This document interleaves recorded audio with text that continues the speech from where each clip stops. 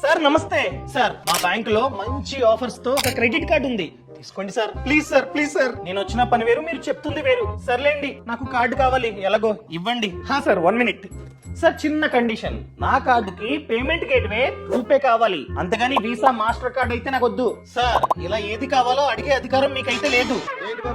మేము ఏదిస్తే అదే తీసుకోండి. ప్రెసెంట్ మా బ్యాంకు వీసాతో టైప్ అయి ఉంది, సో వీసా కార్డు ఇస్తా, తీసుకోండి.